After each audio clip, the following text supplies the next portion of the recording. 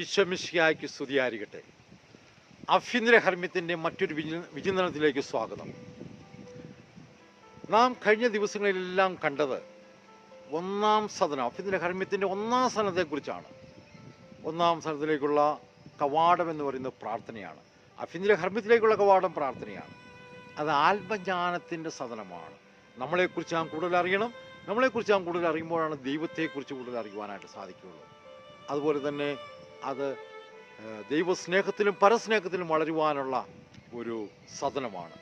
ഇനി അടുത്ത ഒരു പടി കൂടി കടന്ന് നാം രണ്ടാം സദനത്തിലേക്ക് പ്രവേശിക്കുകയാണ്. ഈ രണ്ടാം സദനത്തിൻ്റെ പ്രത്യേകത എന്ന് പറയുന്നത് ഇതൊരു ഡിസയറിങ് പെർഫെക്ഷൻ, പരിപൂർണതയെ ആഗ്രഹിക്കുന്ന ഒരു സദനമാണ്.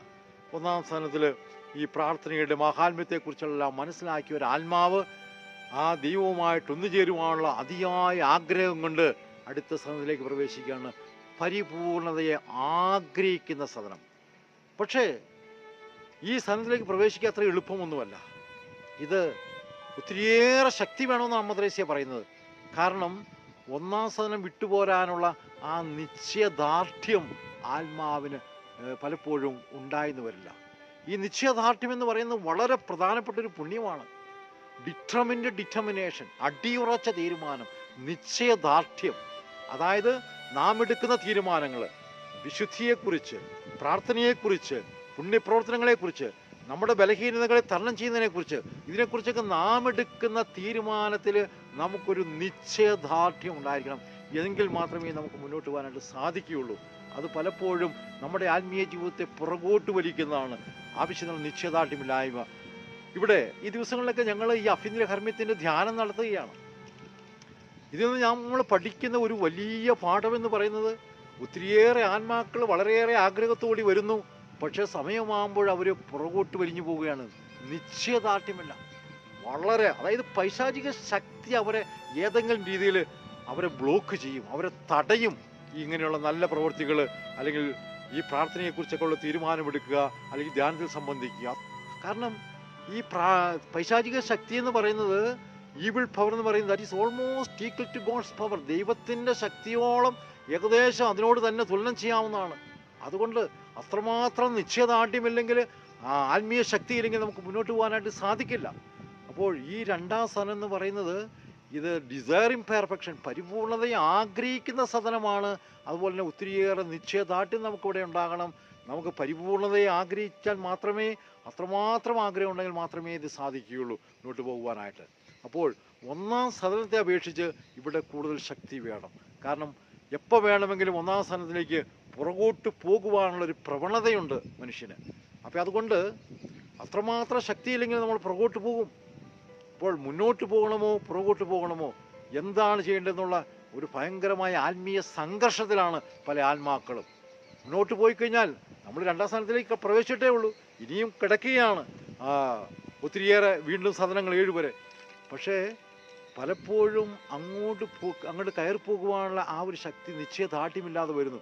അപ്പോൾ പുറകോട്ട് വലിയാനുള്ള ഒരു പ്രവണതയും നമുക്കുണ്ടാകുന്നു. പ്രിയ സഹോദരങ്ങളെ, നമ്മുടെ ജീവിതത്തിൽ നാം എടുക്കുന്ന തീരുമാനങ്ങൾ, അത് പ്രാർത്ഥനയെക്കുറിച്ചായിക്കോട്ടെ, പുണ്യ ജീവിതത്തെക്കുറിച്ചായിക്കോട്ടെ, നമ്മളുടെ ബലഹീനതയെ തരണം ചെയ്യുന്നതായിക്കോട്ടെ, എന്തുമായിക്കോട്ടെ, നാം എടുക്കുന്ന ആ വിശുദ്ധിയിൽ കൂടുതൽ വളരുവാനുള്ള നമ്മുടെ തീരുമാനത്തിൽ നിശ്ചയദാർഢ്യം, ഡിറ്റർമിനേഷൻ, വളരെ അടിയുറച്ച തീരുമാനം, അതില്ലെങ്കിൽ നമുക്ക് മുന്നോട്ട് പോകാൻ സാധിക്കില്ല. കാരണം തിന്മയുടെ ശക്തി അത്രയ്ക്കും പ്രബലമാണ്. നാം മനസ്സിലാക്കണം, ഏത് സമയത്ത് വേണമെങ്കിലും അത് നമ്മളെ പുറകോട്ട് വലിക്കാം. അതുകൊണ്ട് നിശ്ചയദാർഢ്യത്തോട് കൂടിയിട്ട് മുന്നോട്ട് പോകണം. അതിന് കർത്താവിൻ്റെ കൃപയെ വേണം. പരിശുദ്ധ ദൈവത്തിൽ ആശ്രയിച്ചാൽ മാത്രമേ സാധിക്കുള്ളൂ. നമ്മുടെ കഴിവുകൊണ്ട് നമുക്ക് ഒരടി പോലും മുന്നോട്ട് പോകാനായിട്ട് സാധിക്കില്ല. അപ്പോൾ രണ്ടാം സ്ഥാനത്തിൻ്റെ പ്രത്യേകത ഇതാണ്, ഡിസയർ. ഒത്തിരിയേറെ ആഗ്രഹമുണ്ട് പരിപൂർണതയിലേക്ക് എത്തിച്ചേരണമെന്നും പ്രാർത്ഥനയിൽ ജീവിക്കണമെന്നും ദൈവമായിട്ട് ഹൃദയത്തോട് സംവദിച്ചുകൊണ്ട് സ്നേഹമണവാളനായിട്ട് ആ ഒരു സ്നേഹ സംഭാഷണം നടത്തണമെന്നൊക്കെ ആഗ്രഹമുണ്ട്. പക്ഷേ ഈ ലോകത്തിൻ്റെതായിട്ടുള്ള പല ആകർഷണങ്ങളും നമ്മളെ പുറകോട്ട് വലിക്കുന്നു. അവിടെയാണ് നമുക്ക് നിശ്ചയദാർഢ്യം വേണ്ടത്. അവിടെയാണ് നമുക്ക് ആത്മീയ ശക്തി വേണ്ടത് കൂടുതലായിട്ട്. അമദ്രേസ്യ പറയുന്നത് 1-ാം സ്ഥാനത്തെ അപേക്ഷിച്ച് 2-ാം സ്ഥാനത്തിലുള്ളവർ ഒത്തിരിയേറെ ആത്മീയ സംഘർഷത്തിലാണ്, പുറകോട്ട് പോകുവാനായിട്ടുള്ള ആ ഒരു പ്രവണതയിലാണ് അവരെ ആ തിന്മയുടെ ശക്തി പുറകോട്ട് വലിക്കുന്നു. അതുകൊണ്ട് നാം മനസ്സിലാക്കുക, എപ്പോഴും നമുക്ക് ആത്മീയ ജീവിതത്തിൽ മുന്നോട്ട് പോകണമെങ്കിൽ നാം എടുക്കുന്ന തീരുമാനത്തിൽ അടിയുറച്ച തീരുമാനം, നിശ്ചയദാർഢ്യം എന്ന ആ പുണ്യം പാലിച്ചാൽ മാത്രമേ സാധിക്കുകയുള്ളൂ. എന്തൊക്കെ സംഭവിച്ചാലും ഞാൻ മുന്നോട്ട് പോകുമെന്ന ആ നിശ്ചയദാർഢ്യത്തോടെ നമുക്ക് പരിശ്രമിക്കാം. തീർച്ചയായിട്ടും നമുക്ക് ഇനിയും മുകളിലേക്ക് പോകുവാനായിട്ട് സാധിക്കും. സർവശക്തനായ ദൈവം, പിതാവും പുത്രനും പരിശുദ്ധാത്മാവും നിങ്ങളെ അനുഗ്രഹിക്കട്ടെ. ആമേൻ.